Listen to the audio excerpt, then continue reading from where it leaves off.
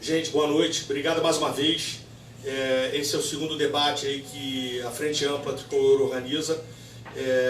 Enfim, a nossa ideia desde o primeiro foi justamente trazer o Tricolor para a mesa. Óbvio, cada um tem uma opinião, pensa o Fluminense de um jeito. E diferente do que a gente vive nos últimos anos, onde você tem grupos com 2 ou 3 líderes e 1000 pessoas batendo palma porque é dito, o que a gente quer trazer para o clube as cabeças, o capital intelectual, o capital humano, para que, enfim, cada um exponha a sua posição, para que a gente consiga trazer de volta o Tricolor, ora tão afastado, aí, tão desgastado com o cenário que a gente encontra. E, enfim, só através do debate intenso e constante é que a gente consegue chegar e traçar, enfim, soluções e planos de gestão para o nosso clube. No último debate que a gente fez, inicialmente a gente trouxe aí, até por uma questão de conteúdo, jornalistas, foi bastante produtivo, e até uma coisa colocada pelo Toninho que motivou esse debate. Eu lembro da frase dele quando ele colocou que os clubes têm orçamentos infinitamente maiores do que tinham na década de 70 e continuam tendo sua gestão de forma amadora, como era na década de 70. Então é fundamental se profissionalizar. Em paralelo, veio à tona o assunto Clubes SA, com a transformação dos Clubes SA, com a lei do Pedro Paulo, o deputado, enfim, e isso nunca teve tão em voga e sendo discutido. A gente achou que naturalmente esse seria um tema importante para a próxima reunião, para o próximo bate-papo, e convidamos vocês mais uma vez a falar de Fluminense. Tá? Enfim, hoje a nossa mesa é composta aqui por nossos convidados. A gente convidou o Sandro Hagen, administrador, economista, executivo da Coca-Cola. Então, ex é porque sai para dentro. Saiu para dentro é bom, né? Enfim, o Toninho Nascimento, jornalista e secretário nacional de futebol e defesa dos direitos do torcedor. Pedro Tengraus, advogado, professor da FGV, vice-presidente da comissão. Enfim, tá difícil de entender a letra aqui, mas tudo bem, enfim, todo mundo conhece ele. Vicente Dato, jornalista, assessor de imprensa da Liesa, teve também com a gente na última mesa, e eu tenho a ingrata missão aí de substituir Ricardo Mazella, que deu show da última vez. Enfim, vou tentar fazer, dentro da minha humildade, o melhor possível. Tá? Inicialmente a gente queria apresentar, acho que o Pedro trouxe, não foi um vídeo, enfim, a gente vai passar rapidinho e depois voltar a retomar aí a mesa. Quer falar alguma coisa? Fala logo depois. Logo depois, tá? Deixa eu sair daqui. A cadeira pode ficar, companheiro. Pode?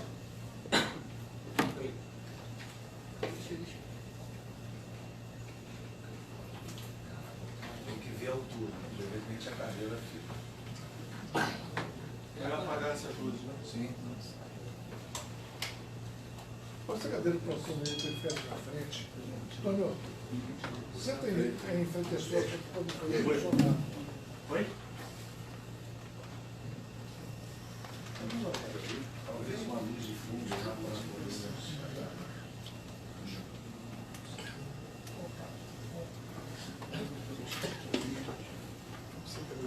Aí, esse de cima aí. Esse aqui é do Brasil Infra, do Rio de Janeiro? Você quer ficar aqui no negócio? Mas eu não tinha que mexer nesse sinal aí. Tá sem sinal. É legal quando a gente faz ao vivo que nada funciona, né? Mas antigamente tinha transparência, também colocava slides. A lâmpada queimada. Isso, os slides do contrário, você lembra? Borrava o...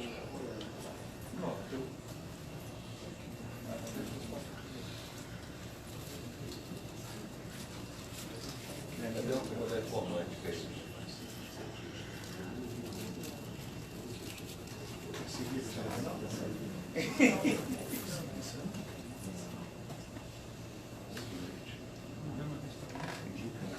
Acho que sim. Foi? Entrou. Mal contatos aí. Aperta o menu. Contato ali. Aperta o menu no Data Show. Onde você mexeu? Foi. Apagou o som, né? Som. Som.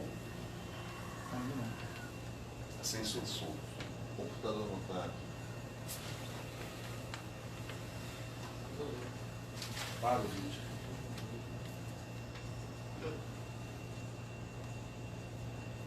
Isso. É o som do computador, entendeu? É lá em cima.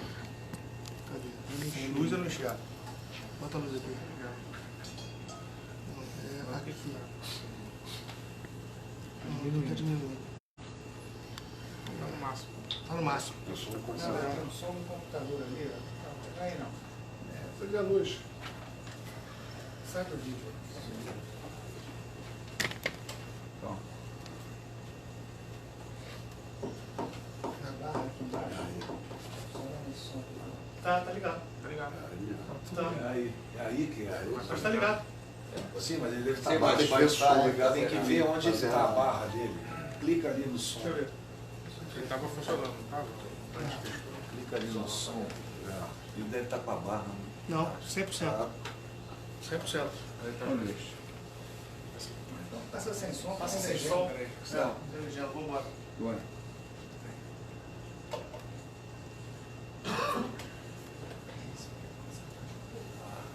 Você agora vai. Aumenta aí. Foi. Não, mas dá para aumentar, está em 60%. Lá está em 60%. Aqui, ó. É, está em 60%. Nível de coisa. Aumenta. Também não isso é uma ligação de aceitável de áudio. Encosta lá.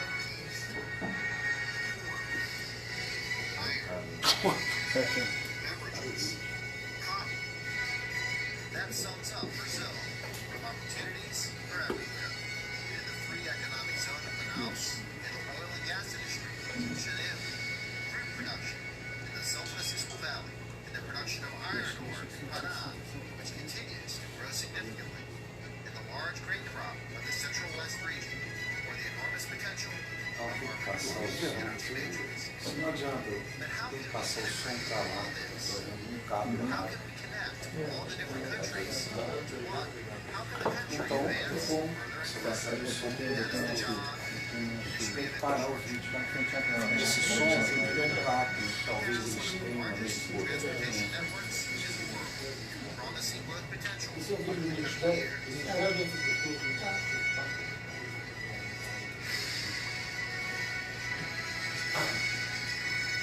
The time has come to diversify our matrix, further increasing the participation of railways, waterways, cabotage transport. The Ministry of Infrastructure's mission is to connect Brazil. Today, investing in the country needs to be in touch with great investment opportunities. A lot has already begun to become a reality, and much is yet to come.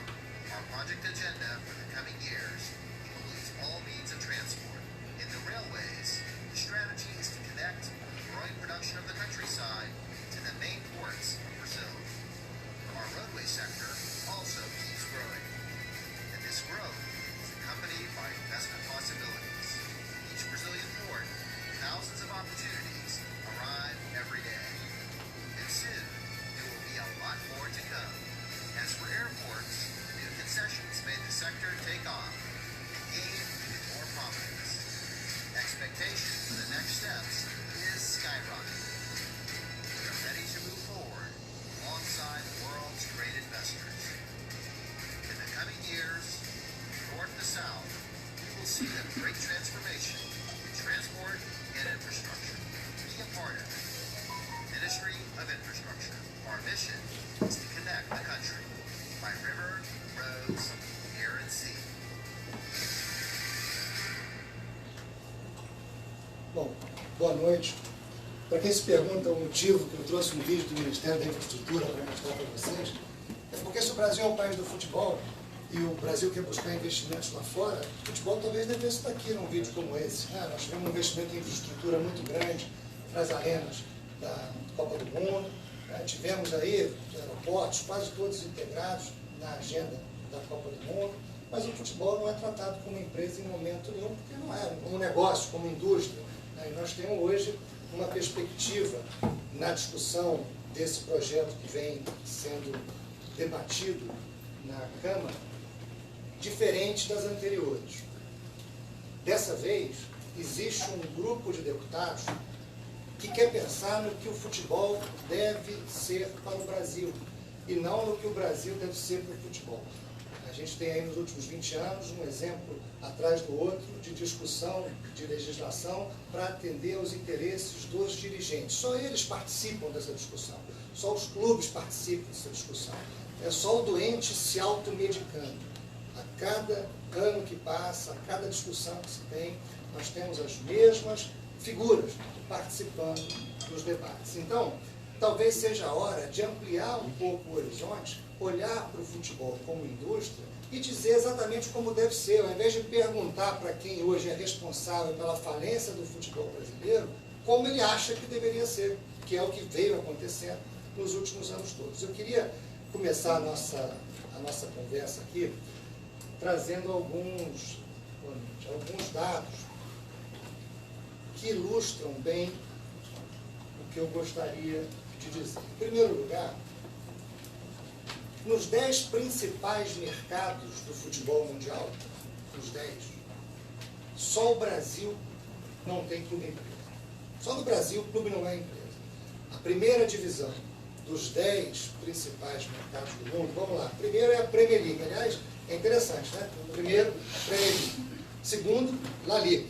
Terceiro, Bundesliga. 4, Liga Cautio. 5, Liga 1, que é a da França. 6, Brasileirão. 7, Chinese Super League. 8, a Liga Japonesa. 9, Major League Soccer. E a 10, a Liga da segunda divisão da Inglaterra. Então, a primeira coisa interessante é Liga, o Brasileirão, Liga. Então, a gente já tem aí um dado importante para refletir. O segundo é que nesses 10 mercados, na Premier League, 100% dos clubes são empresas. Na La Liga, 75%. Mas por quê?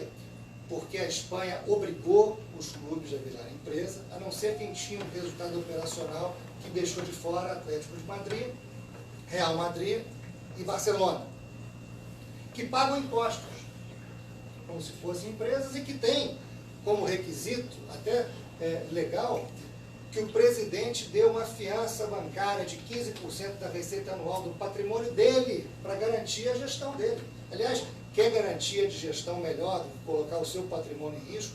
Se os dirigentes dos clubes brasileiros estivessem com o patrimônio deles em risco, duvido que fariam o que fazem na gestão dos clubes.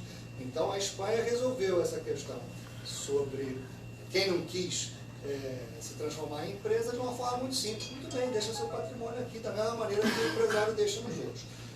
Na Alemanha, a gente tem aquela regra do 50% mais um, que permite, ou que determina, na sua grande maioria, que os clubes sejam empresas, mas pertencentes às associações, que continuam mantendo o controle. Mas não tem problema, só de ser empresa, a associação, quando administra o patrimônio dela correndo ali, tem a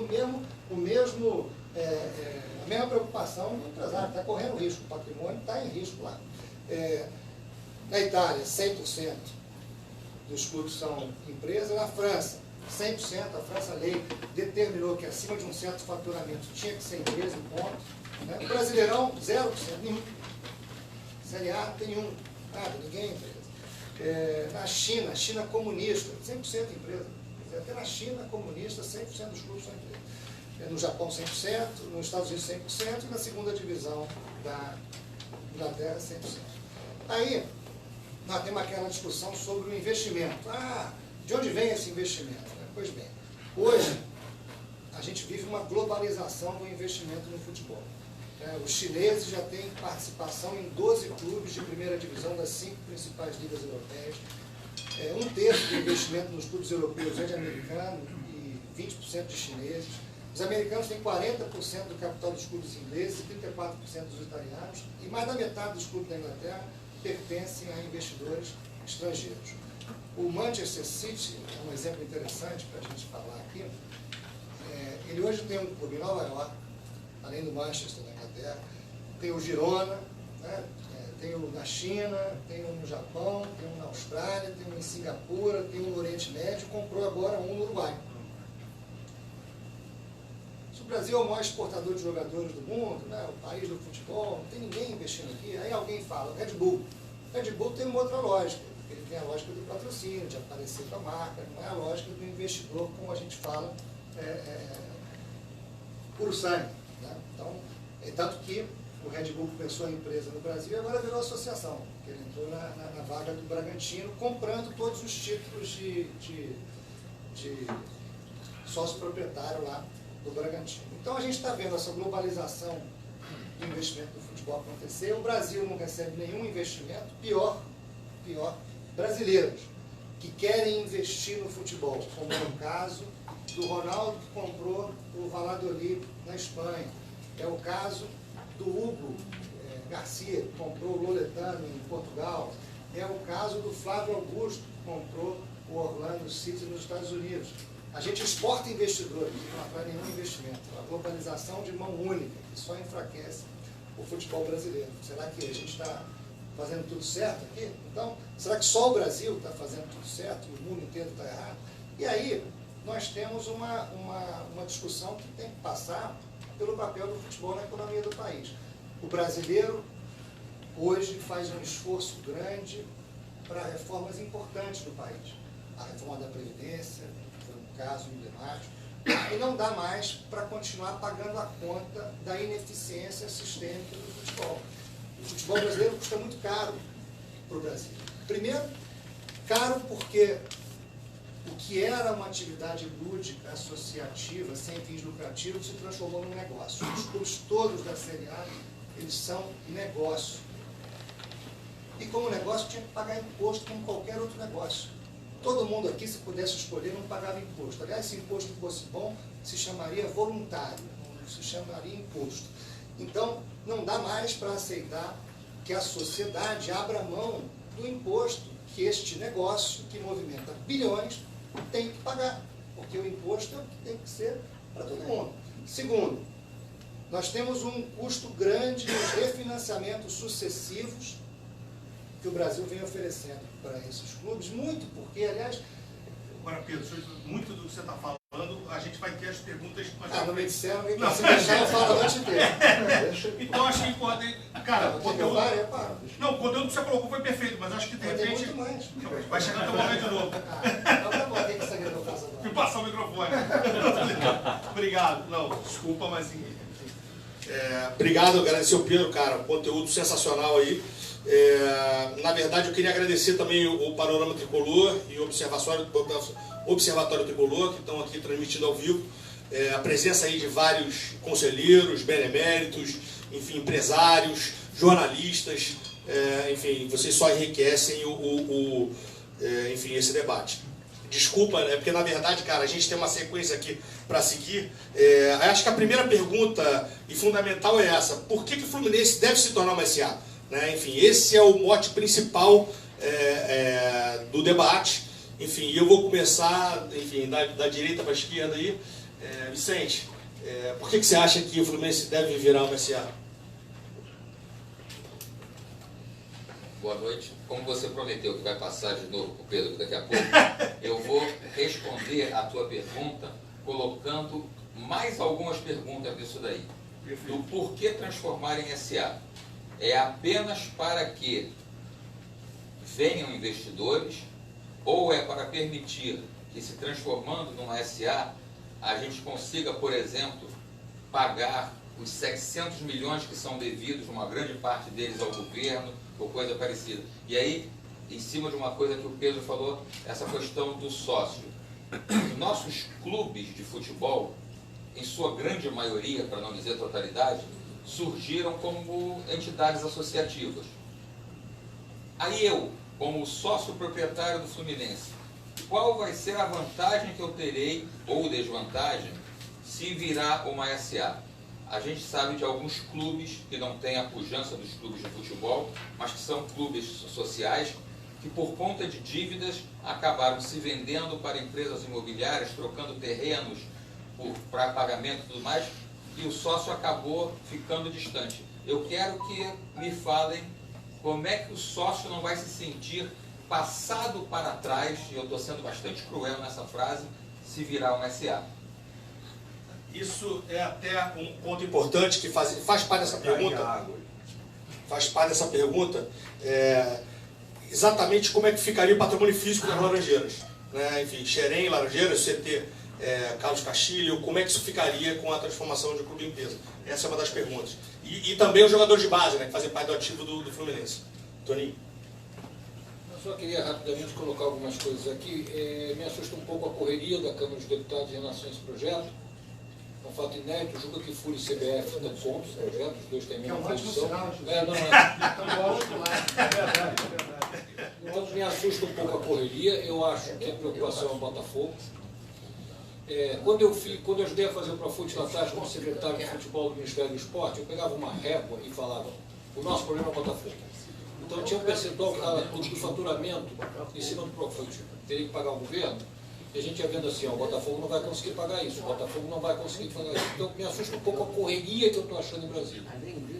Está correndo demais, e eu acho que, obviamente, eu já tinha falado no outro debate aqui, eu acho que a solução do Fluminense, a única solução, porque eu não vejo outra, é se transformar em empresa. Eu acho que a questão que a gente tem que debater, um pouco chata, é qual modelo de empresa. Entendeu? Eu não gosto do modelo inglês, eu gosto do modelo alemão.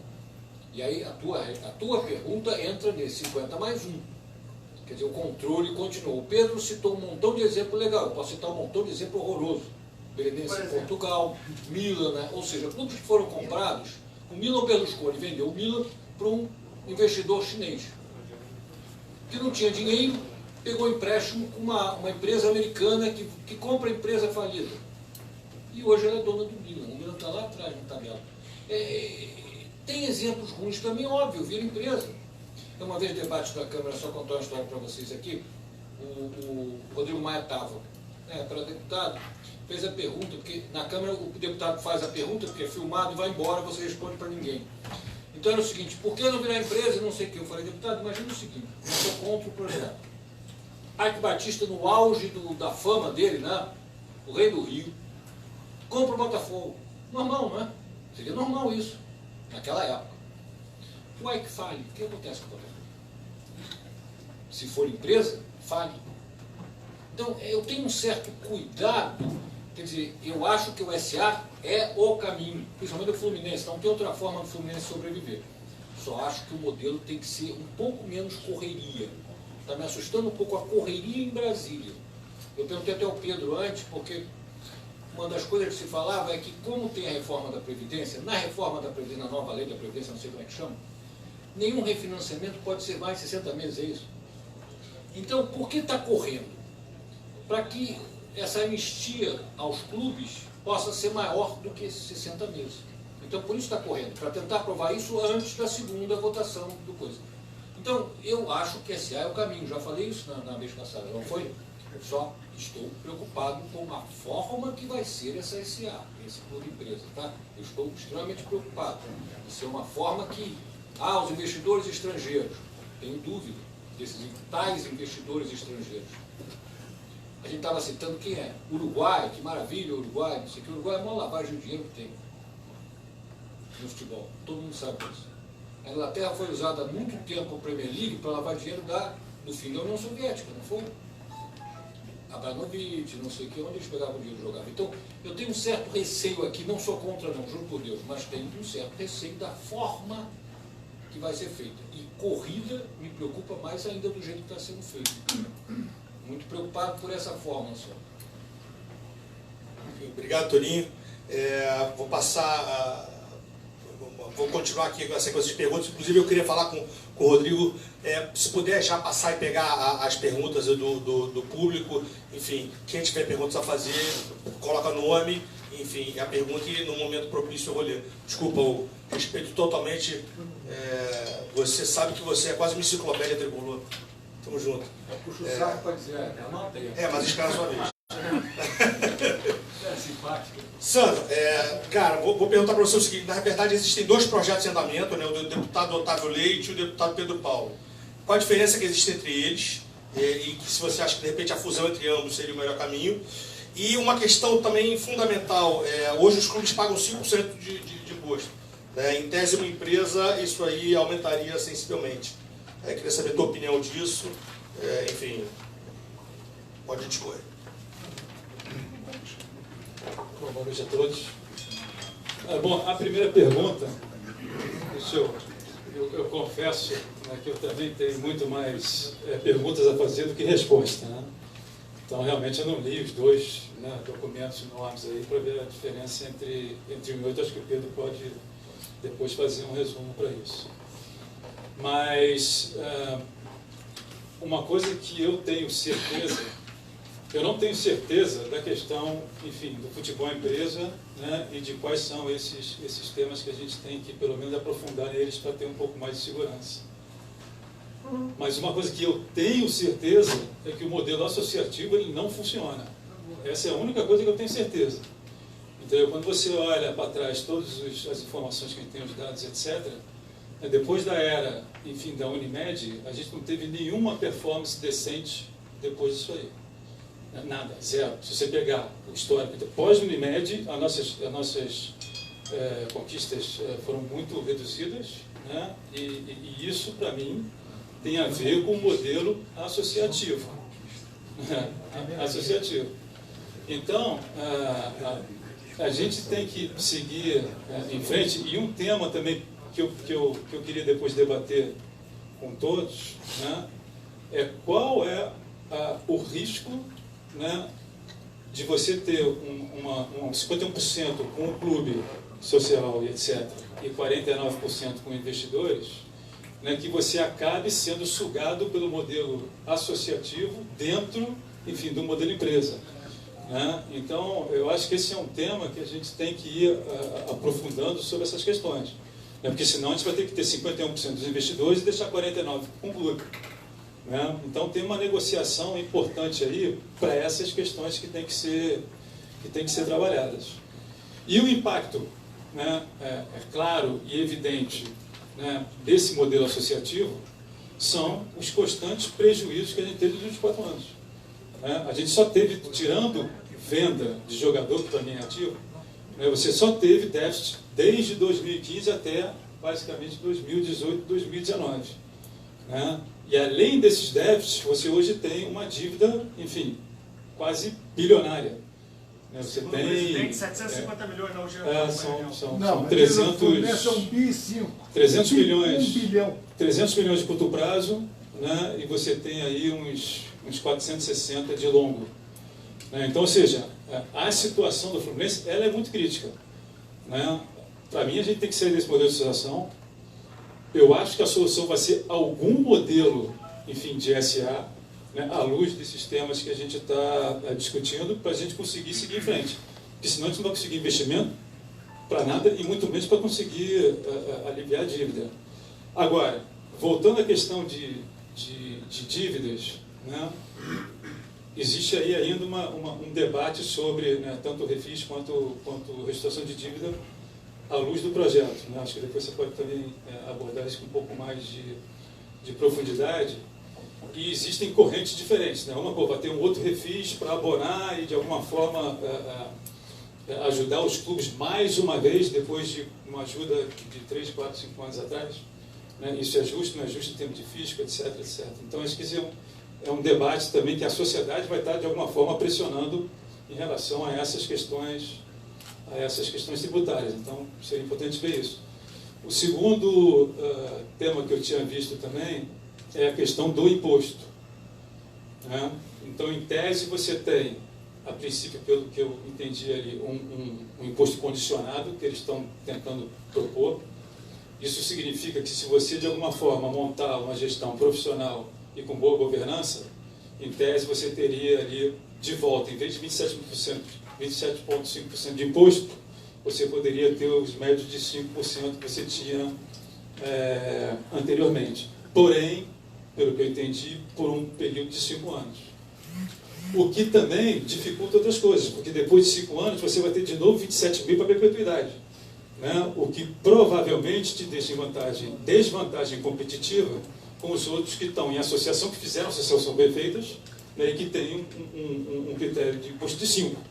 Né, e começa de novo a ter uma diferença financeira entre essas duas propostas. Entendeu? Mas, enfim, não vou me alongar muito, não.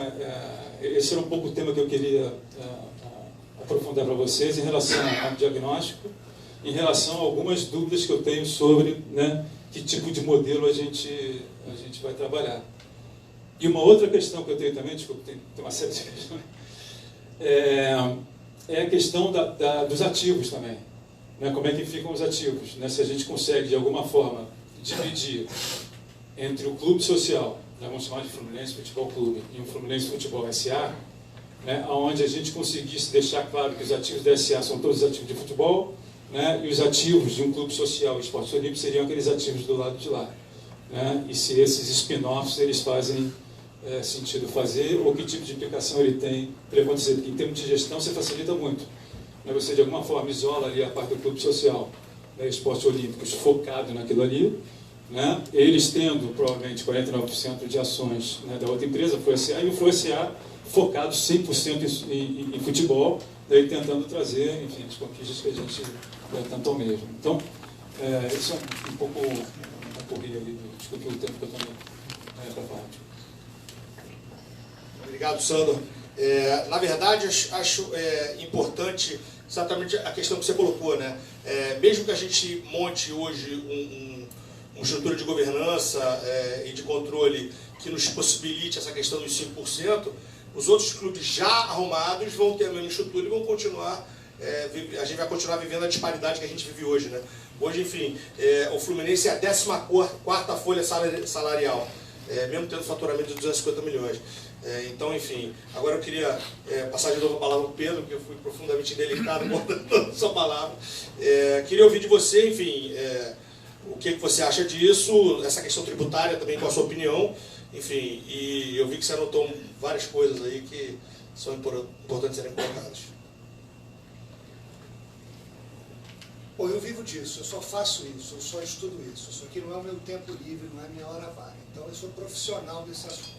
Segundo, eu já estive aqui nesse auditório há alguns anos, na época que eu tive o devaneio de pensar em ser candidato a presidente do Fluminense. Nunca mais. Só aceitei vir aqui hoje, porque o Diogo esteve lá no escritório, conversou comigo, você está participando disso, tem que ajudar o Fluminense, muito bem. Mas eu olho em volta aqui, sinceramente, essa discussão vai estar ser aqui. Alguém aqui vai botar dinheiro para fazer algum investimento no Fluminense? Ou vai pagar um pedaço da dívida? Ou vai se responsabilizar? Então fica um bando de gente, como nós aqui, dando pitaco no que deve ser feito do Fluminense. Tudo dá errado, a gente vai para casa e o Fluminense continua aí quebrado. Então, ou a gente muda essa lógica, e aí eu vou fazer um parênteses. Não tem nada a ver com um projeto de lei que está tramitando. Com ou sem projeto de lei, nós temos uma questão conceitual para resolver, que é o seguinte. Historicamente, Toninho tem toda a razão, esses clubes nasceram com associações civis sem fins lucrativos. Historicamente, o que era o futebol quando esses clubes nasceram? Aliás, nem era esporte popular quando a maioria deles nasceu. O Fluminense é o único de futebol, o resto era de remo, que era o esporte popular na época. Tinha televisão, tinha bilheteria, tinha patrocínio, tinha venda de jogador, tinha nada, zero. E isso era assim no mundo inteiro, à exceção de países que deram a sua contribuição para a civilização moderna, como a Inglaterra, os Estados Unidos, que estão dando aí, o caminho está lá. Vamos insistir aqui na vanguarda do atraso, não tem problema. Quer ser sócio mesmo? Deixar de ser associado, porque hoje é associado. Quer ser sócio? Exerce lá o que está no Estatuto do Fluminense, dizendo que todo sócio é responsável pela dívida. O Estatuto do Fluminense diz isso. É um dos poucos clubes onde o Estatuto diz que o sócio pode ser responsabilizado pela dívida. Eu quero ver, na hora que chegar uma cartinha nas nossas casas, eu também sou sócio, cobrando uma parte da dívida que está lá, para ver se alguém quer continuar sendo sócio. Quer continuar discutindo o Fluminense. Botar a mão no bolso. Então, se a gente quiser continuar administrando um negócio de bilhões em estruturas criadas para contar tostões, isso não pode dar certo. Independente de qualquer projeto de lei tramitando em Brasília. Muito bem. Hoje, qualquer clube pode se organizar como empresa. A lei já permite isso. Por que não acontece tanto quanto a gente gostaria. Porque realmente existe uma questão tributária a ser vencida. Paulo, boa noite. Só que é uma questão tributária falaciosa. Por quê? Bom, em primeiro lugar, dizer que clube não paga imposto ignora que clube deve imposto. Essa dívida vem de onde, se ele não paga imposto? Como é que vocês explicam isso? Como é que tem uma dívida de 300, 400 milhões de imposto se o clube não paga imposto? Bom, aí nós temos um detalhe. Boa parte dessa dívida é criminosa. É apropriação indébita. É imposto recolhido do funcionário e não pago. Se a lei já permite, já prevê que isso é crime, a lei já diz. Essas pessoas que estão administrando o futebol no governo, que estão na Polícia Federal, que tem a responsabilidade de fiscalizar isso, tinha que estar prendendo esses dirigentes. A apropriação indébita é crime. Está lá no Código Penal, é crime previdenciário também. Então, não adianta nada fazer nova lei se as leis não são cumpridas. Mais uma para não ser cumprida. O Profut, quando o Toninho falou comigo aqui, que criou a Autoridade Pública do Futebol, que de autoridade só tinha o nome. A autoridade do público, só o nome, não fez nada. Olha o Cruzeiro aí como maior exemplo. Todo mundo sabia. Eu mandei uma carta para o Fluminense quando estava lá na campanha para o Conselho Fiscal, chamando a atenção para o descumprimento do Profut, chamando a atenção, mostrando, olha, por quê? Estão contratando acima do limite permitido pela lei, está lá. O presidente do Conselho Fiscal foi eleito presidente do clube. E a FUT fez alguma coisa? Então, não adianta criar nova lei, criar SAFUT, SAT, sei lá o quê, se não é para ser cumprido. E aí, nesse ponto, olha, é melhor ser uma empresa como qualquer outra, que já está sendo fiscalizada como qualquer outra empresa no país. Então, essa discussão dos dois projetos, ela se resume nisso. Para que criar um novo tipo de sociedade num país que já tem vários? E já tem estrutura para fiscalizar. E aí tem uma outra coisa importante. Olha, o Fluminense não foi comprado pelo Berlusconi, nem pelos chineses, também está lá atrás na tabela. Eu acho que essa discussão de quem está na frente, atrás, outro dia me perguntaram sobre, o clube vira empresa e cai. Bom, o Brasil não tem nenhum clube de empresa na primeira divisão, então todo ano cai em 4. Caiu sem ser empresa também. Na Inglaterra são 100% empresa, cai em 4, sobe em 4. Então não tem nada a ver uma coisa com a outra, gente. Poxa, vamos botar aqui, não dá para comparar maçã com banana. Não, deixa eu terminar. Aí depois a gente passa aí. Desculpa, porque eu tenho tanta coisa para dizer. Aquela música do Roberto Carlos, eu tenho tanto para falar, né? Abramovich, lavar dinheiro. Isso é uma irresponsabilidade falar isso. Abramovich comprou o Chelsea quebrado por 140 milhões de libras. Não foi tostão, não. Foram 140 milhões de libras. Isso aqui em reais está quase 800 milhões de reais. No primeiro ano, depois que ele comprou o Chelsea, ele investiu do bolso dele 175 milhões de libras para contratar 14 novos jogadores. Depois, no outro ano, ele investiu mais 145 milhões de libras em novos jogadores. E aí nós temos um detalhe importante.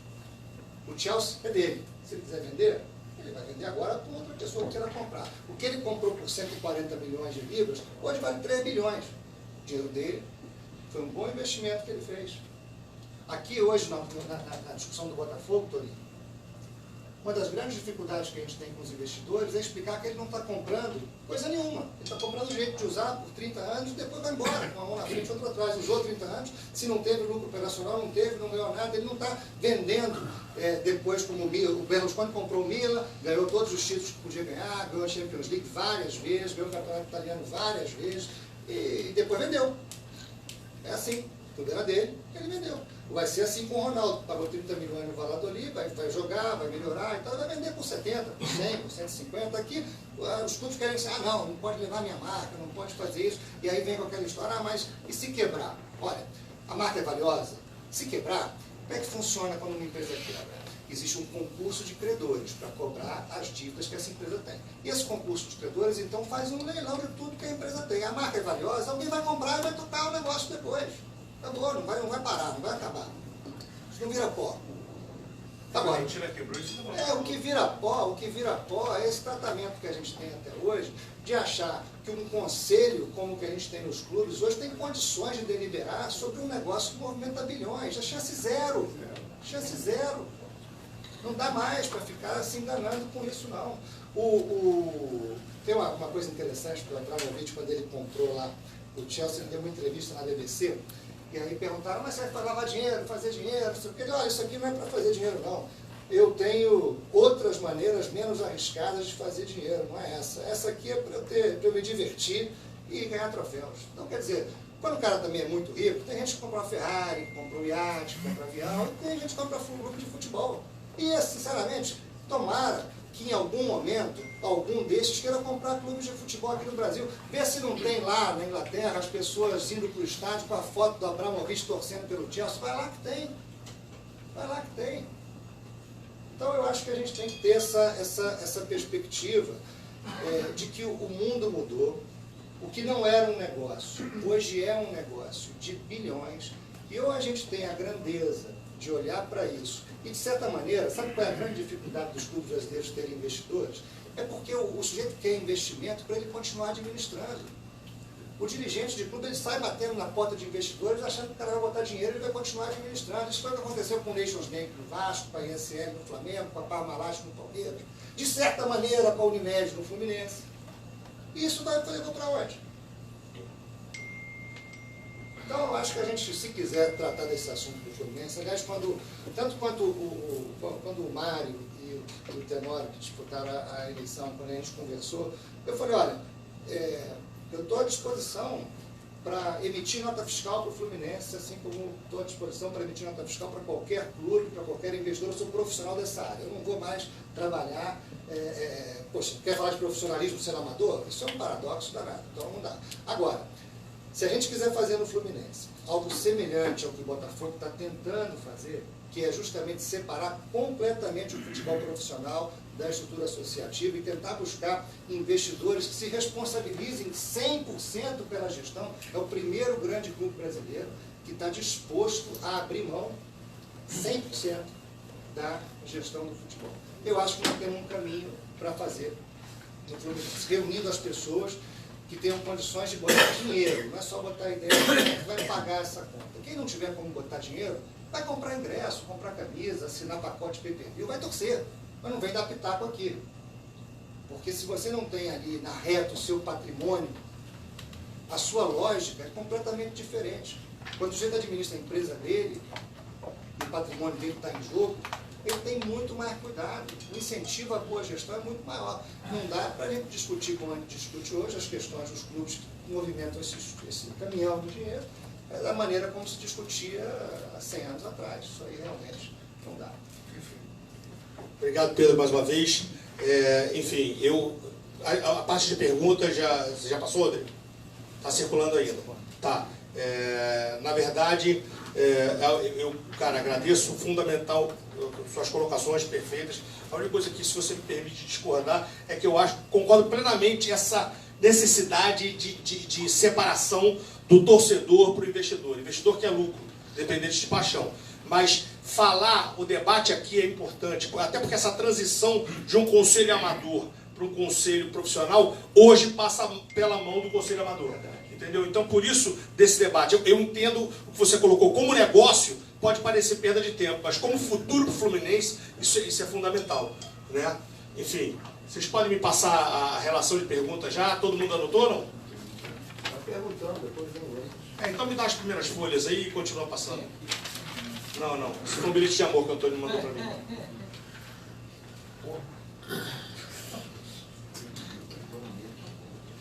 Se eu não conseguir ler aqui, eu peço ajuda do relator. Enfim, a primeira pergunta do Hugo Mosca, vou seguir a linha aqui, vou começar pelo Vicente. Explique qual é a proposta. Eu queria que o Pedro respondesse. Esse aqui é o Pedro? Desculpa. É porque você não colocou que era para o Pedro. Mas ninguém colocou para quem era. O cara que está entendendo. Isso é ele, o palestrante. O Vicente eu conto todo dia. Pedro, explique qual é a proposta de lei. Será coercitiva ou facultativa a adesão? Bom, Pedro, explica a lei, porque eu desconheço. E acho uma porrada de gente aqui também desconhece. Olha, ainda não A do Rodrigo Maia. Ainda não há um substitutivo para ser apreciado. Então, eu evito discutir minuta, porque minuta muda toda hora. Os conceitos que vêm sendo discutidos são, primeiro, essa lei é para clube que quiser se transformar em empresa. Não é para qualquer um. Tem que separar o joio do trigo. Quem quiser continuar como é, ou melhor, quem puder continuar como é, continua. Mas essa lei não é para isso. O que significa dizer que provavelmente a conciliação da dívida também não serve para clube. Então quem está aí achando que vai pegar carona nessa lei, é bem possível que não dê. Seja só para quem tiver esse movimento empresarial. Agora, ao longo do tempo, o tempo da política é a política. Então, uma coisa começa de um jeito e vai se modificando. Aconteceu uma série de movimentos desde que esse assunto começou a ser discutido, e vários pontos que não estavam nas discussões iniciais hoje estão sendo repensados. Tem questões trabalhistas, tem questões relacionadas à recuperação, à possibilidade de recuperação judicial, tem questões relacionadas à conciliação da dívida, porque isso depende também de um acordo com o Poder Executivo. O Congresso não tem, por si só, a condição de resolver de uma canetada só, quer dizer, é preciso um diálogo também com o Ministério da Economia. Então, o que é fato é o seguinte: primeiro, o objetivo é criar um ambiente favorável para o desenvolvimento empresarial do futebol brasileiro. Segundo, que essa legislação seja específica para aqueles que quiserem fazer esse movimento. Terceiro, que realmente, o Toninho falou muito bem da questão da Previdência, existe uma limitação de parcelamentos de dívidas previdenciárias em até 60 meses, caso a reforma da Previdência seja sancionada por agora. Então existe um senso de urgência nessa discussão. Agora, eu queria também fazer um parênteses aqui, que o Toninho falou do Botafogo como motivação para essa discussão, e eu queria deixar claro que não é o Botafogo. Olha só, o Rodrigo Maia, em 2005...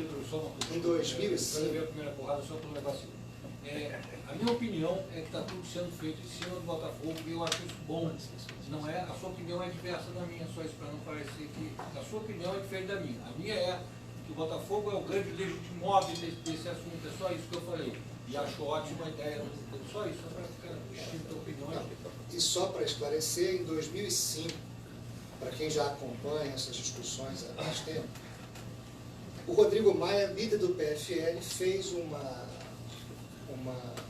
emenda na Time Mania, dizendo que só poderia participar da Time Mania clube que se transformasse em empresa. Eu contei até que ele perguntou, em 2013. Não... Então, esse é um assunto que já está na pauta do presidente da Câmara, que à época era deputado, líder do PFL, há mais de 10 anos. Então não é uma coisa que agora, porque ele é Botafogo, quer ajudar o Botafogo, não é isso.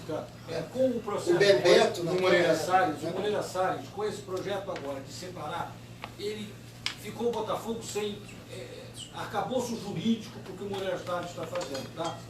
Então o Moreira Salles fazendo aqui, o Moreira Salles não vai assumir. Então, é uma opinião, diferente da sua. Então, deixa eu esclarecer que no meu caso não é uma opinião. Eu trabalhei nesse projeto dos Moreira Salles. Então, o projeto dos Moreira Salles não precisa de nenhuma alteração legislativa. E hoje o projeto é do Botafogo. Eles simplesmente fizeram a gentileza de financiar o estudo conceitual para que o Botafogo, então, desenvolva.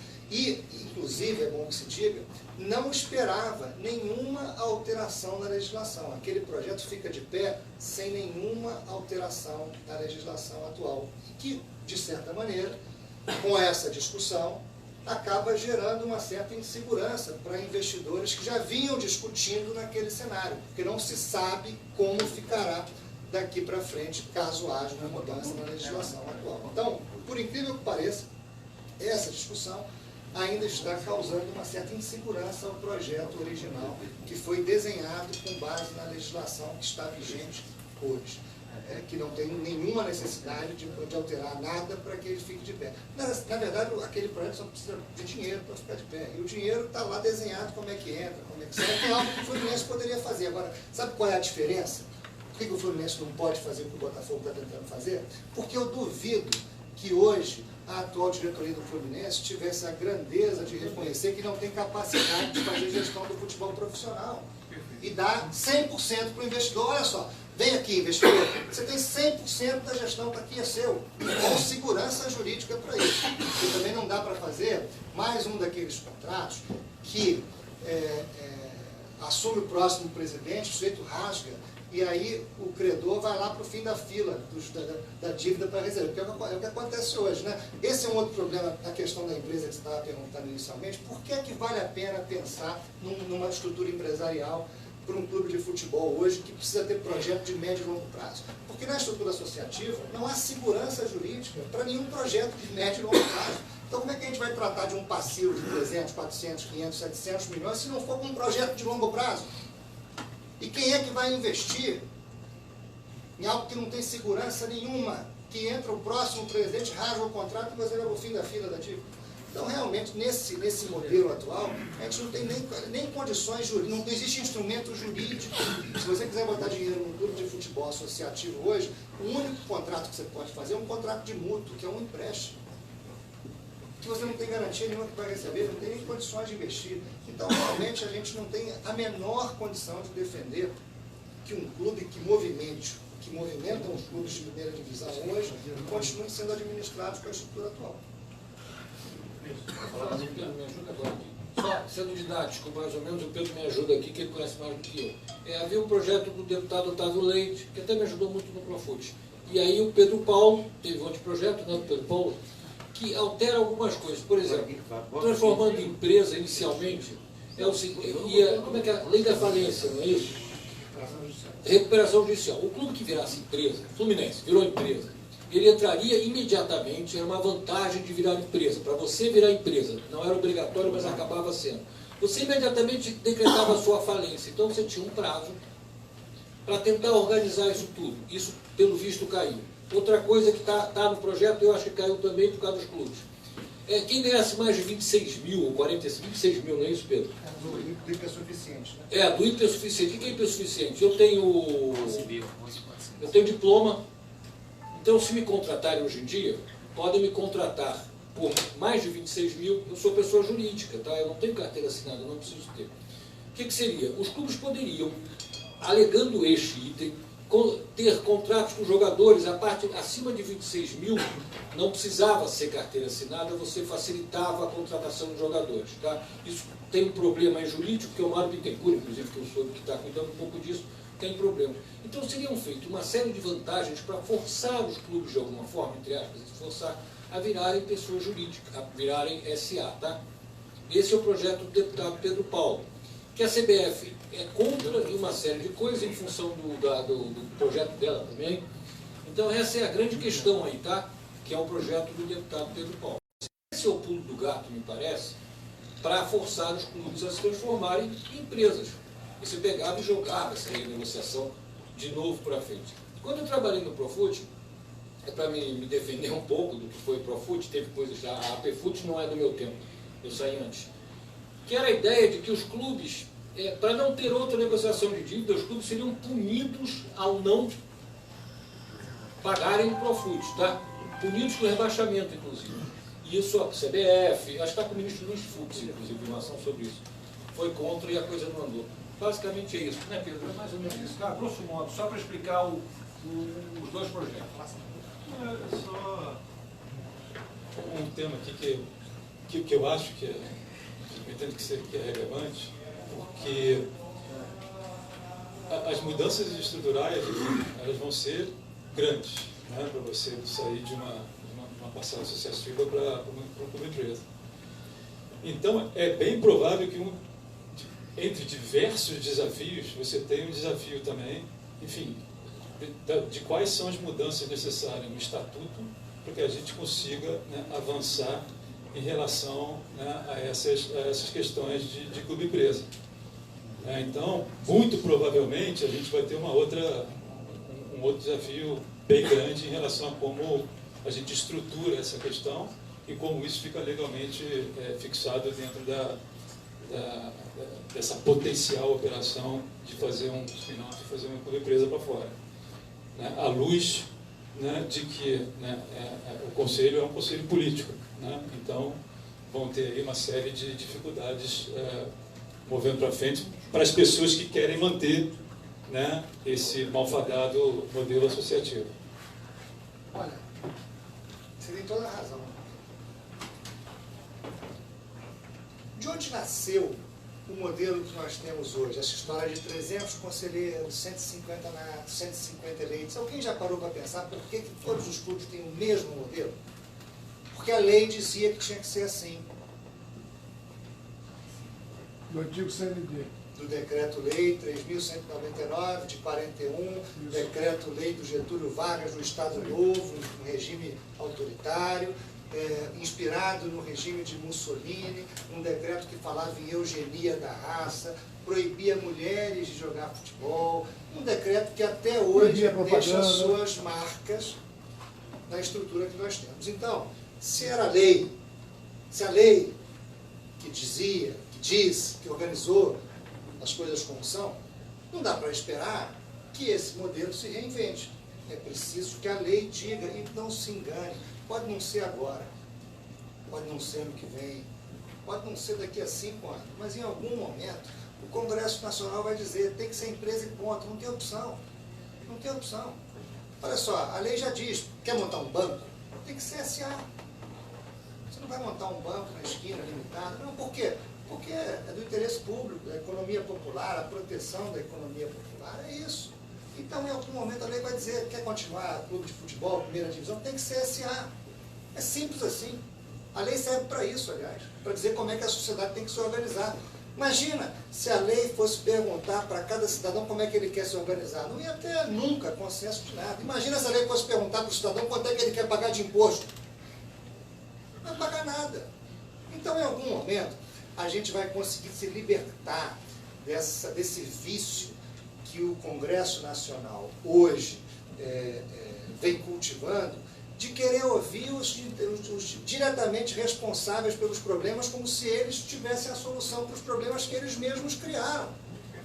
Então eu acho que a gente tem esperança de que em algum momento o Congresso diga, olha, Brasil, o futebol tem que se organizar assim, esse é o interesse do Brasil, é mais o interesse do Brasil, o interesse nacional tem que se sobrepor ao interesse de dirigente A, B, C ou D, clube A, B, C ou D. Então é isso, tem que ser SA e ponto. Vicente.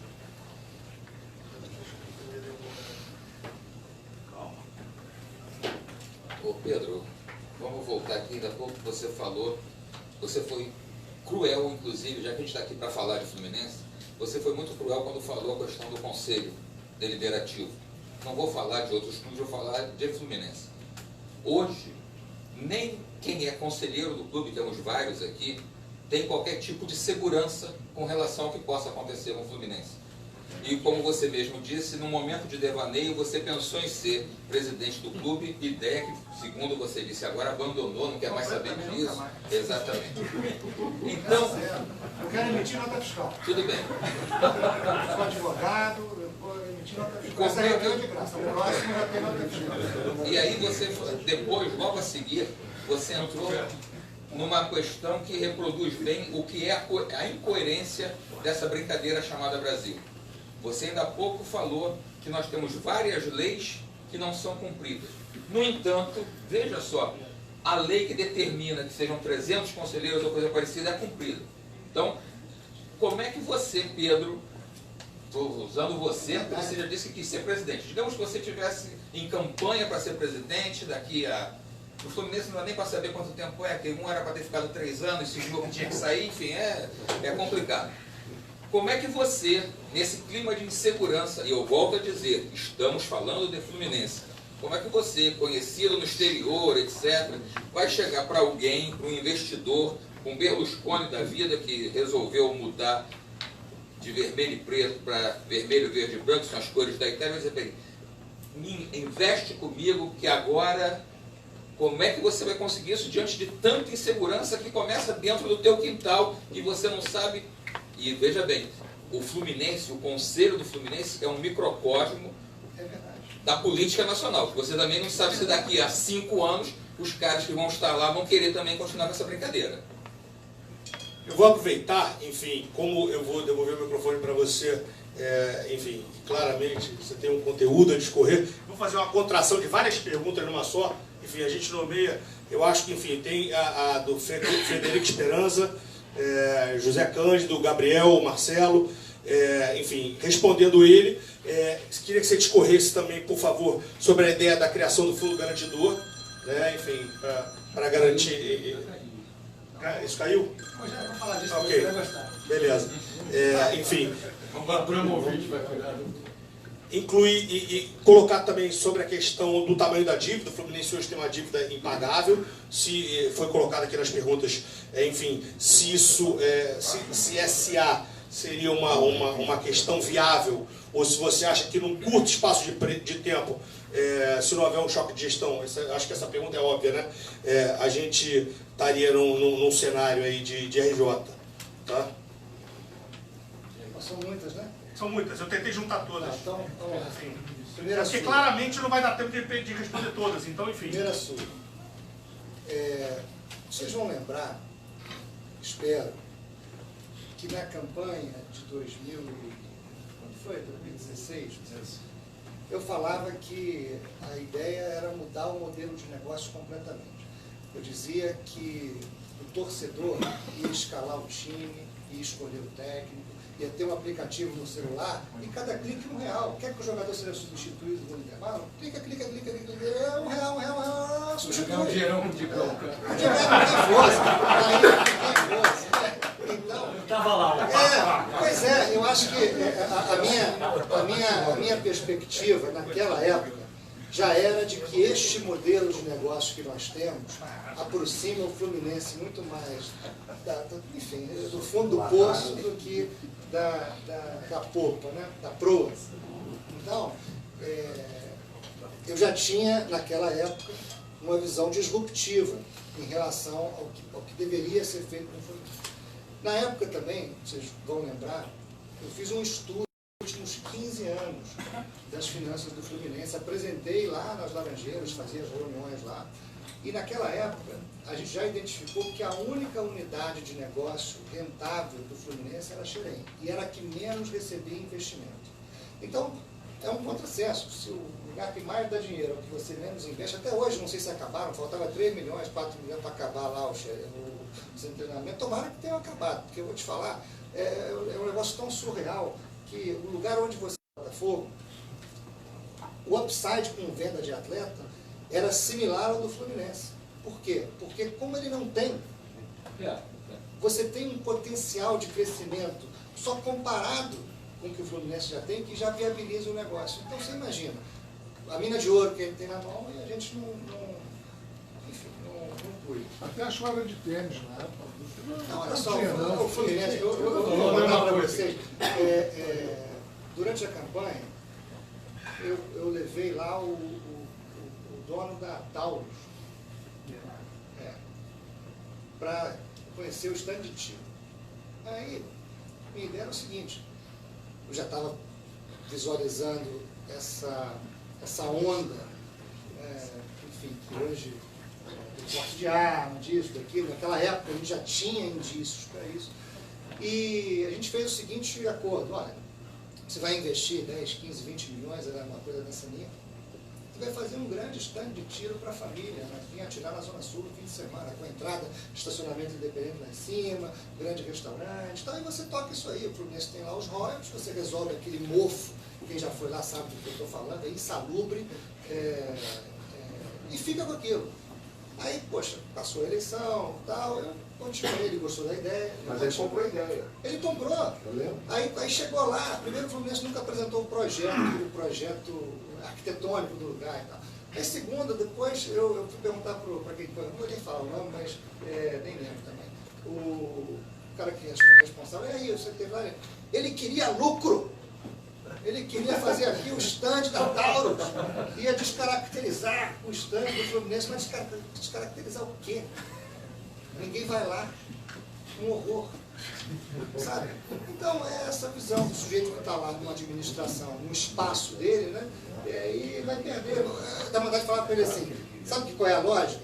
Porque para usar aqui no fim de semana, quando eles vêm, vai ter que pagar, bicho. E aí ele não quer. Então ele prefere ficar na condição insalubre, que ele vai lá a hora que ele quer, usa lá com os amigos dele, faz o que ele quer e tal, do que realmente ter um investimento desse tamanho para transformar aquilo num negócio. E a gente vai ter esse problema, não é só no tiro, vai ter esse problema em cada uma das unidades lá, que hoje tem...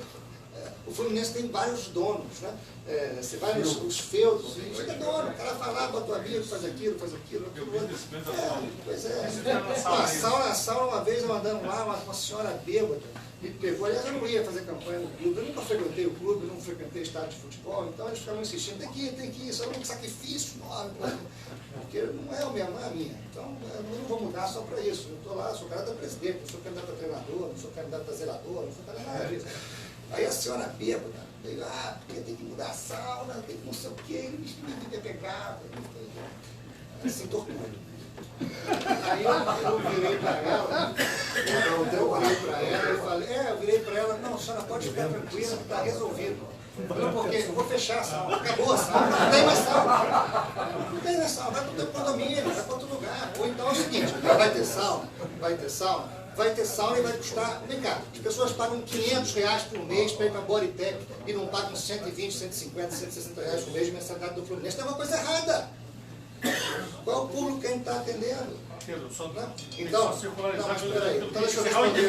tem que encerrar 8h30. Então, quais são as outras? Não, eu juntei todas. Na verdade, é a questão do fundo garantidor. O fundo garantidor já existe. Como obter lucro com um clube deficitário como o nosso. O fundo garantidor já existe. É a questão do RJ. O fundo garantidor é o seguinte.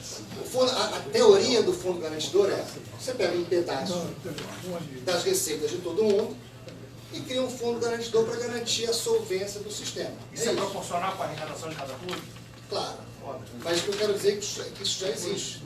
A Federação de Futebol do Rio de Janeiro retém 10% da receita de todos os clubes em todos os jogos e 100% de algumas receitas. Pergunta lá se o Fluminense tem, mesmo fora. Pergunta lá o Fluminense quanto ele recebe das placas de publicidade do Campeonato Carioca. Vê se tem o contrato lá no Fluminense. Vai lá ver. Pede. A federação tem 100% desse contrato. Pede para ver lá quanto é que ele fica na televisão, 10%. Pede para ver da receita de bilheteria, quanto fica. Esse é o fundo garantidor, para que serve esse dinheiro? Se não for para isso. A CBF tem hoje R$1 bilhão em caixa. Investido em quê? Num banco? Isso é a próxima pergunta, né? Que eu Então, o fundo garantidor já existe. Já existem mecanismos no futebol brasileiro para recolher um percentual das receitas dos clubes que deve ficar à disposição da solvência do sistema, à disposição dos clubes. Para que não aconteça o que aconteceu, por exemplo, com o Figueirense na Série B. Um WO, na segunda competição mais importante do Brasil, é algo que tinha que ser evitado pelo fundo garantidor, por exemplo. Então, essa estrutura já existe. O que mais que tinha? A questão da viabilidade do clube. Olha, se o futebol não fosse viável... E é inversamente proporcional à questão da RJ, né? Não, se é viável, RJ? Ou seja, quanto viável ele é com o tamanho de ativo e passivo.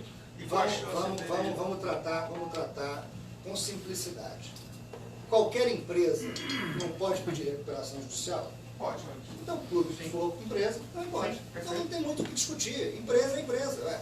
Se a empresa tem uma lei de RJ para a empresa, essa lei se aplica a clube que é a empresa. Então, é claro. Então, só uma dúvida, desculpa. Pela lei que eu sei, teria que esperar 2 anos. Então, olha, o que o projeto muda, pela lei atual, você faria o Fluminense S.A., tá? Você só poderia pedir, me ajuda aí, recuperação judicial depois de 2 anos. A lei mudaria para que você imediatamente pudesse pedir. É isso? Isso foi falado. Isso, foi falado. Eu não vi texto ainda sobre isso. A minha opinião é que as coisas têm que ser simples. Se a empresa, já existe a lei de RJ para a empresa, não tem que ter isso, aquilo outro. A questão do hipersuficiente é uma questão interessante, porque a CLT já foi modificada recentemente para criar essa figura do hipersuficiente, que é o sujeito que ganha acima de 2 vezes o teto da previdência e mais e tem a curso superior. É só dizer que no caso do jogador de futebol, o diploma de curso superior está dispensado para caracterização do hipersuficiente. Mas não é uma alteração muito... Não foram não. Não foram. Isso, inclusive, tem que se dizer aqui o seguinte.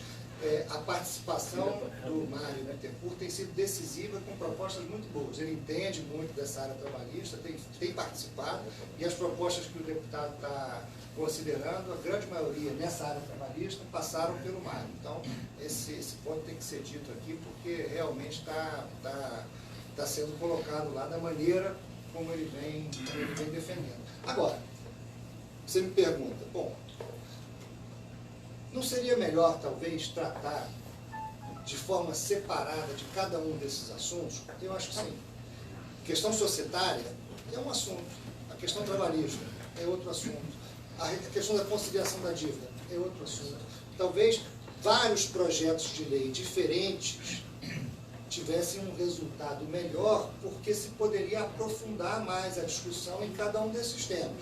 Eu já vi esse filme outras vezes, quando se junta um monte de assuntos no mesmo balaio, e a gente acaba tratando de tudo e não se aprofundando em nada. Porque realmente o tempo é exíguo, o debate é complicado, né? Imagina, se a gente tem que terminar 8h30 aqui, o pessoal lá tem menos tempo ainda para discutir, porque tem muito mais assuntos, né? Então eu acho que talvez fosse legal separar, fatiar essa quantidade de assuntos e tratar com profundidade cada um deles. Até porque, se a legislação é voltada só para a questão do clube empresa, essa questão trabalhista, por exemplo, já não é só para a clube empresa, já é para todo mundo. Né? A questão do refinanciamento, ela vai ser só para quem for empresa ou ela vai ser para todo mundo? A questão... Fica perdendo tempo, você diz que... a gente tem que... Acaba que os problemas se misturam, né? O Raul Seixas dizia isso. Os problemas se misturam, mas a verdade do universo é a prestação que vai vencer, né? Chega no fim do mês, tem que pagar o boleto. Então a gente fica aqui discutindo, e cadê a grana? Né? Então, também não adianta, isso aqui é importante que se diga. Esse livro aqui, eu estou fazendo propaganda desse livro, The Club, foi lançado ano passado e conta a história da Premier League. É um livro sensacional. O Lawrence indicou para o Flávio Sveiter, que indicou para mim, e eu indiquei agora para todo mundo aqui, né? Passar esse conhecimento para frente. O Flávio comprou os direitos e vai lançar esse livro no ano que vem, no Brasil, em português. Várias coisas interessantes. Primeiro, o Clube da Inglaterra sempre foi empresa, mas só virou negócio depois de 93. Até lá era um péssimo negócio, não valia nada, ninguém queria comprar. E por que virou negócio em 93? Porque o governo fez uma CPI obrigando os clubes a se repensar e aí tiveram que buscar a solução na Premier League, na criação da Premier League e na nova reestruturação de televisão. Mas isso não nasceu,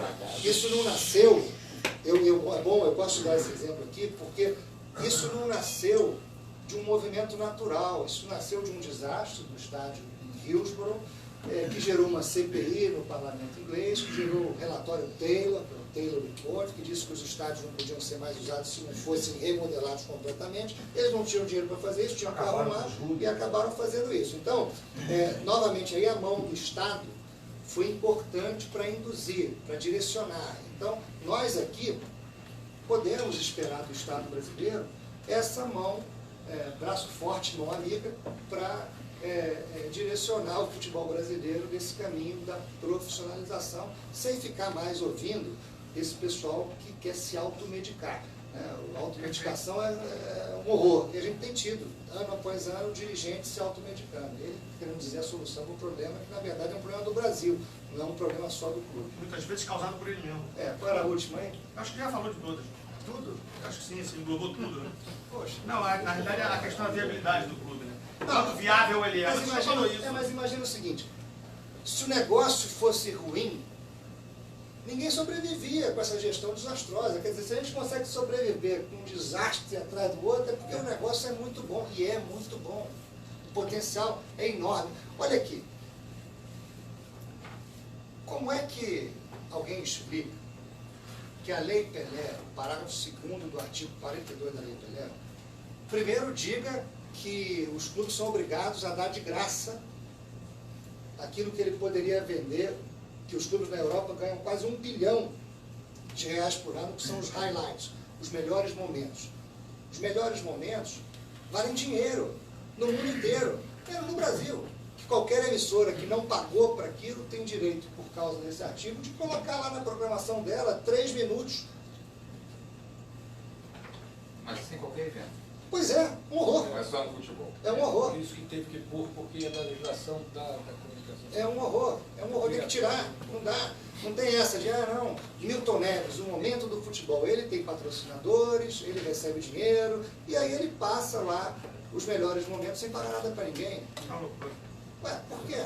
Ô Pedro, uma dor de cabeça. Vou dar mais por um que exemplo. rádio não paga? Tem que pagar. Olha só, os gregos tinham um ditado que era o seguinte: ninguém é tão pobre que não possa doar, nem tão rico que não possa receber.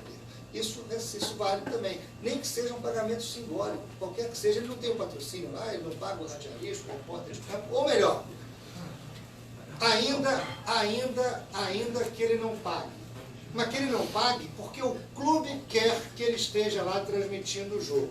Não porque ele tem direito de surfar de carona no investimento que se faz para abrir o estádio, para pagar jogador, para pagar treinador, para pagar centro de treinamento. Então, que o clube tenha o direito de conceder gratuitamente, como inclusive acontece em vários países, na Inglaterra, nos Estados Unidos. Existe uma política na FIFA, na UEFA, no Comitê Olímpico, o contrato dos direitos de transmissão, quando eles vendem para as televisões, tem lá uma cláusula dizendo o seguinte: é de interesse do evento esportivo ser noticiado na maior quantidade de mídias possível. Então, existe ali, contratualmente, pela livre vontade das partes, uma exceção para que o conteúdo seja distribuído para as outras emissoras que não pagaram para colaborar com a realização daquele evento. Isso é o que deveria acontecer no Brasil. Por quê? Porque o mundo vai mudando e hoje, cada vez mais, as pessoas assistem menos televisão e mais internet. Assistem vídeos de 1 minuto e meio no máximo no YouTube. Então, o empacotamento do conteúdo mudou, não dá mais para ficar engessado como estava lá. Agora, esse artigo 42, parágrafo 2 ainda é pior. Em 2015... A gente só tem mais 20 minutos, eu tenho algumas perguntas para fazer. Em 2015, colocaram nesse artigo que os clubes eram obrigados a ceder de graça o seu conteúdo para sites de aposta que tivessem licença no Brasil. Até hoje não tem um site de aposta com licença no Brasil. A lei que permitiu apostas esportivas foi aprovada no passado.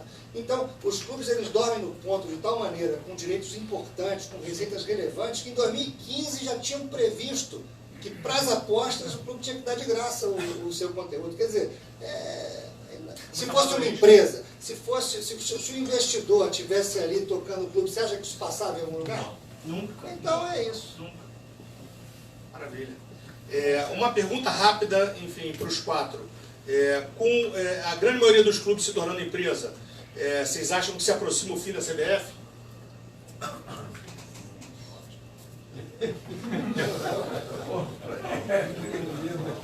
A pergunta foi do Antônio Gonzalez, né? Enfim. Obrigado. Você direto, né? Quer dizer, uma pergunta direta, uma resposta direta, né? Eu duvido muito que em algum momento do tempo a CBF vai abrir o seu espaço dentro do futebol porque os clubes viram empresa.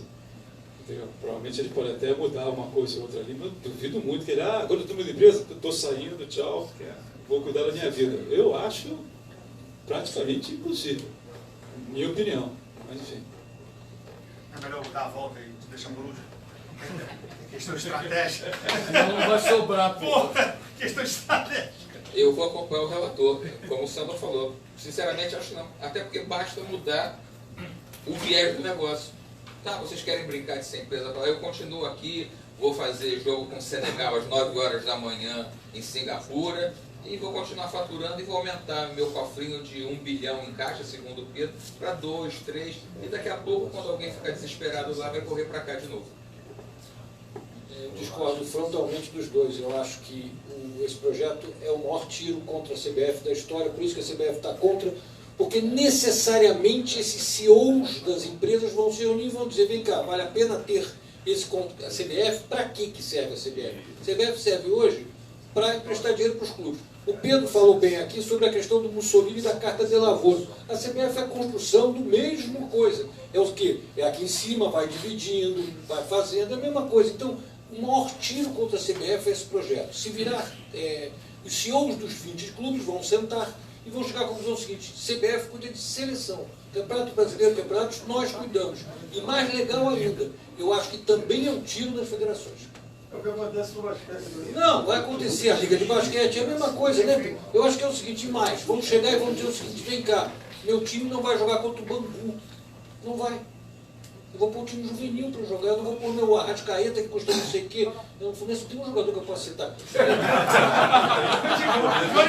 Não, o Digão vai pôr para jogar contra o Bangu. É o seguinte, eu não vou pôr o meu jogador para atuar contra isso. Mas outra coisa legal que eu me bato sempre, que é outra coisa que só tem no Brasil, vai mudar o calendário. Quem é que vai investir num clube que começa o campeonato com 1 jogadores, no meio muda tudo, porque abre a janela da Europa, não sei o que, o calendário vai mudar, apesar da TV Globo, graças a Deus, vai virar o calendário. O ano que vem, o Fluminense vai ficar durante 12 rodadas sem jogadores. A Argentina já mudou. Por quê? Porque só tem o Brasil, eu acho. Porque a Argentina mudou, porque a Copa América, vai ter a Copa América e vai perder todos os jogadores durante sei lá quantas rodadas. Como é que você vai investir num lugar disso? Eu vou comprar um jogador caríssimo, vou trazer o Daniel Alves, ele vai ficar 12 rodadas sem jogar para mim. Quem é que vai investir, não é? Então eu discordo frontalmente, eu acho que é um tiro. A Copa América concorrendo com o campeonato do principal, né? É isso que eu estou falando. É isso, são 10 rodadas. Agora, eu acho que é um tiro de canhão na CBF, por isso ela é contra, e é um tiro de canhão nas federações. Das ótimas coisas de se passar esse de empresa, é isso aí. Eu acho maravilhoso. De forma sucinta e elegante. Grande Leonardo. Isso vem naturalmente. Eu sei disso. A fidalguia tricolor. Com certeza. Todos nós. Com certeza, com certeza. É o DNA tricolor. A experiência internacional mostra exatamente o contrário do que o Toninho acabou de falar. Porque a Inglaterra tem a Premier League, tem a English Football League e tem a FA muito forte, que inclusive é a responsável por administrar o Wembley. O maior ícone do futebol inglês é hoje a sede da Federação Inglesa, administrada por ela, com eventos o ano inteiro. E é uma coisa interessante. As pessoas às vezes perdem um pouco a perspectiva, né? Eu digo só a CBF como ele é hoje, né? Não sim, acabar, não, mas é. Isso que é hoje, não acabar, não vai acabar. Olha aqui. A Suíça é do tamanho da ilha de Marajó. Então, o que eu estou querendo dizer é o seguinte: um país europeu cabe no delta do Amazonas. Quando a gente pega o mapa da Europa e coloca no Brasil, a França é do tamanho de um estado brasileiro, Portugal é do tamanho de outro estado, a gente coloca quase a Europa Ocidental toda dentro do mapa do Brasil, tirando a Rússia. Pois bem, a França, a Federação Francesa de Futebol, eu até trouxe um negócio interessante que eu estava pesquisando hoje, né?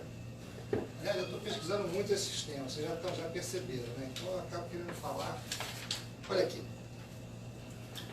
Membros. A palestra pode vir de graça de novo. Membros. Não, a próxima tem, olha só, a próxima tem nota fiscal. Pelo valor que vocês puderem. Não precisa ser um valor muito alto. Eu venho pelo prazer, mas por princípio não dá para ficar trabalhando. Aceita vale transporte? Claro, lógico.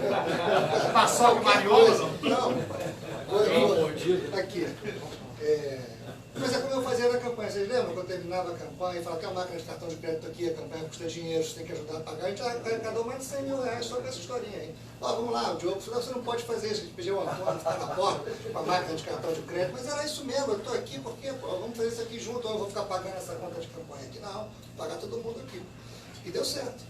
Você mandou o certificado para as pessoas que doaram, Diogo? Eu acho que eu mandei alguns sim. Não recebi nada. Mas olha aqui. Número de membros na Assembleia Geral das Federações. Na Inglaterra, na FA, são 110 membros que elegem a diretoria e tal. Na França, 254. Na Alemanha, 259. Na Itália, 288. Na Espanha, 180. Na Suíça, 101. Aí vai na Ucrânia, 147, em Camarões, 111, na Costa do Marfim, 162, na África do Sul, 189, aí o Brasil, 47. Então, 47. Não é a B mais as federações? 27 mais. Então, agora tem mais 20 da Série B. Agora tem mais 20 da Série B. Isso da Assembleia Geral que elege o presidente, não é a Assembleia Geral que decide qualquer assunto. Mas eu quero dizer para vocês que nesses outros países que eu falei, a exceção das... Enfim, todos têm liga, tem mais de uma liga. A Federação Francesa de Futebol tem 22 ligas, 19 regiões. Então são 19 estados, como se fossem as federações, 22 ligas, 2 profissionais e 20 amadores. A Federação Francesa de Futebol tem mais de 16 mil clubes federados. No Brasil, a CBF tem 700. A inglesa, a Federação Inglesa, são mais de 10 mil clubes, 12 mil outra vez que eu vi. A alemã também, milhares, dava até vergonha quando comparava com a gente. Por quê? E aí é um ponto importante. Porque eles separaram o joio do trigo. O futebol profissional é o topo da pirâmide, esse é um outro animal. É um outro animal. Que não pode mais se misturar e ser tratado da mesma forma que o futebol amador. Ou alguém aqui vai me dizer que um clube que joga 4 meses por ano e fecha as portas no resto do ano é um clube profissional. Que é o que acontece com os clubes que jogam o campeonato estadual, na grande maioria dos estados. Né? Então, na minha opinião, isso pode ser o clube empresa, que pode acabar culminando na liga, numa estrutura profissional para quem faz profissional, numa estrutura amadora para quem faz futebol amador, pode ser, na verdade, a reinvenção das federações estaduais, a reinvenção da CBF, que tem um papel muito mais importante nesse cenário dos clubes que hoje já representam 90% dos clubes brasileiros. 90% dos clubes brasileiros jogam, em média, 19 datas por ano. Dá 4 meses e meio. Então, esses campeonatos locais, regionais, são os campeonatos que esses clubes podem jogar o ano inteiro. E não tem que estar jogando com os clubes profissionais. Talvez uma vez aquele sujeito que na Copa do Brasil consegue chegar de lá, numa competição como existe na FA Cup na Inglaterra também, não mata ninguém, tem lá o sonho do cara, né, da Série D, uma vez chegar lá, jogar, não tem problema. Agora, um sistema onde a gente é obrigado a jogar 70 e tantas datas por ano. Né? Os nossos jogos hoje são banais, são banalizados, porque toda hora tem jogo, toda hora tem jogo, toda hora tem jogo. E aí a gente não consegue jogar direito, porque não consegue treinar, não consegue se preparar, não consegue preparar o espetáculo, vender bem cada partida. Olha, se alguém aqui for a Londres, não, eu ainda tenho mais 10 minutos. Você quer acabar com os 8 mil? Uns 10 anos. Eu quero fazer um fecho.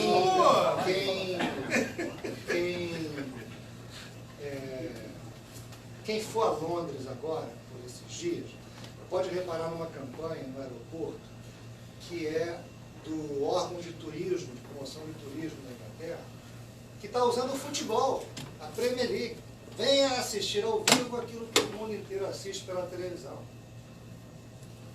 Futebol como elemento de indução, de desenvolvimento econômico, de promoção do turismo.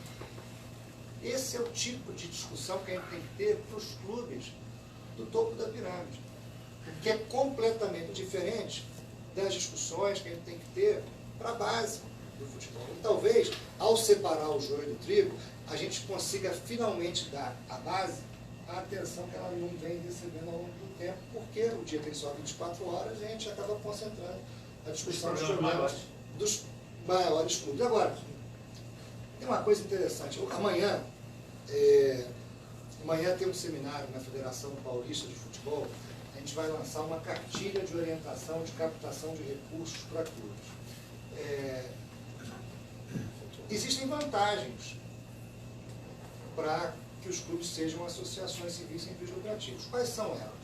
Primeiro, hoje, somente a associação civil sem fins lucrativos pode apresentar projeto na lei de incentivo ao esporte. Agora, o futebol aproveita isso? Nos últimos anos, aliás, em todos os anos da lei, dos 50 maiores proponentes, só tem 2 de futebol. O ano passado, o vôlei, o basquete, o judô, mais umas 4 modalidades receberam recursos da lei de incentivo ao esporte acima do futebol. Então, não se organiza para isso. Outra forma, emendas parlamentares. Cada deputado e cada senador, todo ano, tem mais de 15 milhões de reais para distribuir em emendas parlamentares. Se as associações civis sem fins lucrativos exercem uma atividade de interesse público, elas podem receber recursos de emendas. Quem está recebendo? Ninguém. Que é um outro exemplo, né? O Poder Público tem uma tabela na SECOM, na Secretaria de Comunicação, que orienta toda a compra de mídia do governo federal. Então, para quem não sabe, o governo federal tem mais de 300 empresas estatais. Né? Só pegar a lista aí que o Salim Matar quer privatizar, que vocês vão ver, 684, contando as dos estados. Então, as federais, metade disso é federal. Pois bem, todas elas têm recurso de mídia. Se o clube tiver cadastrado na SECOM como veículo de mídia dentro da tabela da SECOM, ele pode fazer campanha de vacinação, ele pode fazer campanha educacional de matrícula, ele pode fazer todas as campanhas que o governo federal contrata num monte de rádio, num monte de lugar. Agora, não está organizado para isso. Não está organizado para isso. Então, ele não se profissionaliza e também não aproveita as benesses que poderia ter como associação. Você, tem uma coisa rapidinha. Cara, só tem 5 clube nenhum foi tentar buscar os SEMAS. Buscar os SEMAS, que são de utilidade pública, é coisa simples. E fica isento de recolher a parte patronal do INSS. Nunca nem o clube, já economiza uma grana preta aí. Gente, só tem mais 5 minutos. Eu vou fazer uma provocação, eu sei que é uma coisa quase impossível, mas, enfim, se tivesse que eleger uma prioridade só, Fluminense. A principal. Uma palavra. Pode ser uma palavra, uma letra? Pode. Série A. União contra o que está acontecendo. Para mim é revolução na gestão. Nota fiscal. Gente, queria agradecer mais uma vez, profundamente orgulhoso de todos vocês aqui. Enfim, tem aqui, o mais legal disso é que a gente não está aqui para fazer política. Eu vejo aqui pessoas que foram de Flusócio, Vanguarda, enfim, todos os grupos políticos que passaram ou que estão no Fluminense. Aqui Ricardo Tenório foi candidato a presidente, Gustavo, Nardo, Diogo, enfim, eles estão, o Poggi, que estão nesse projeto aí fundamental, que é a revitalização de Laranjeiras. Enfim, a nossa história passa por ali. Enquanto a gente não cuidar da nossa casa, que é um verdadeiro museu a céu aberto, né? Enfim, ali foi o primeiro jogo da seleção, ali foi a primeira medalha do Brasil. Então, enfim, vocês têm um trabalho hoje super importante nesse resgate aí da nossa história e, enfim, e das nossas glórias, né? Agradecer aqui a presença de todos, foi muito bom. Quero que vocês saibam que a casa está aberta para vocês sempre, tá? Agradeço o pessoal do Panorama, enfim, por mais uma oportunidade, o pessoal do Observatório, transmitido aí ao vivo para todo o Brasil. Obrigado a todos, tá? E vocês estão convidados para a próxima. A nossa ideia é que a gente promova esses debates aí mensais, e espero que vocês estejam aqui da próxima vez de novo. Obrigado mesmo, boa noite.